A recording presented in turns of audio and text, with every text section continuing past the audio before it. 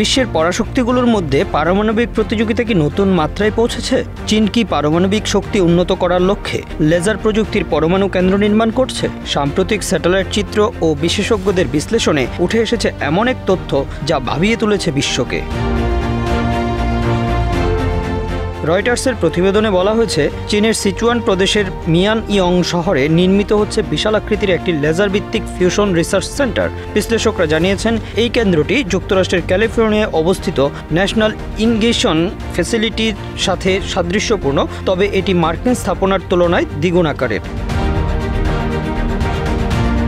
বিশেষজ্ঞদের মতে, এই লেজার ভিত্তিক প্রযুক্তি ব্যবহার করে পরমাণু অস্ত্র উন্নত করা সম্ভব। যুক্তরাষ্ট্র ভিত্তিক অলাভজনক প্রতিষ্ঠান সিএনএ এর গবেষক ডেকার এভিলেথ জানিয়েছেন, চীনের এই গবেষণা কেন্দ্রে থাকা লেজার বেগুলোর মার্কিন প্রযুক্তির তুলনায় দ্বিগুণ শক্তিশালী। এখন প্রশ্ন হচ্ছে, কেন চীন এই প্রযুক্তি নিয়ে কাজ করছে? লেজার ভিত্তিক ফিউশন প্রযুক্তির মাধ্যমে পারমাণবিক অস্ত্র পরীক্ষা ছাড়াই এর কার্যক্ষমতা উন্নত করা সক্ষম। তবে এর আরও একটি ব্যবহার রয়েছে, বিদ্যুৎ উৎপাদন। তবে বর্তমান ভূ রাজনৈতিক পরিস্থিতিতে এই গবেষণার আসল উদ্দেশ্য নিয়ে সংশয় তৈরি হয়েছে। বিশ্বজুড়ে পারমাণবিক অস্ত্র প্রতিযোগিতা কি নতুন মাত্রায় পৌঁছাচ্ছে? চীন এখন পর্যন্ত ৪৫টি পারমাণবিক পরীক্ষা চালিয়েছে, সেখানে যুক্তরাষ্ট্র চালিয়েছে ১,০৫৪টি। তবে প্রযুক্তির এই অগ্রগতি পারমাণবিক অস্ত্র পরীক্ষাকে অপ্রয়োজনীয় করে তুলতে পারে।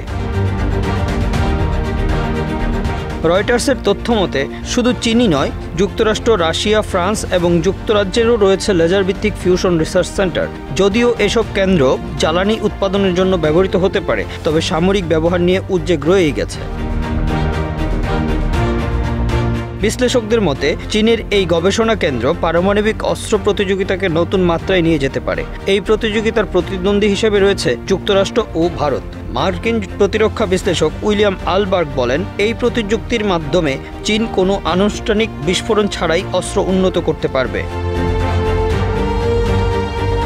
কিন্তু আন্তর্জাতিক আইন কি বলছে? Comprehensive nuclear test ban treaty CTBT আওতায় সব ধরনের পারমাণবিক বিস্ফোরণ নিষিদ্ধ। তাহলে কি চীন অন্য পথে এই নিষেধাজ্ঞা এড়িয়ে যাচ্ছে?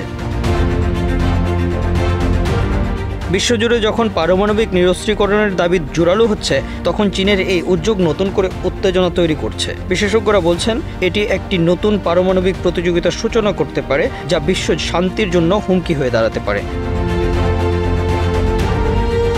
Bangla affairs news desk.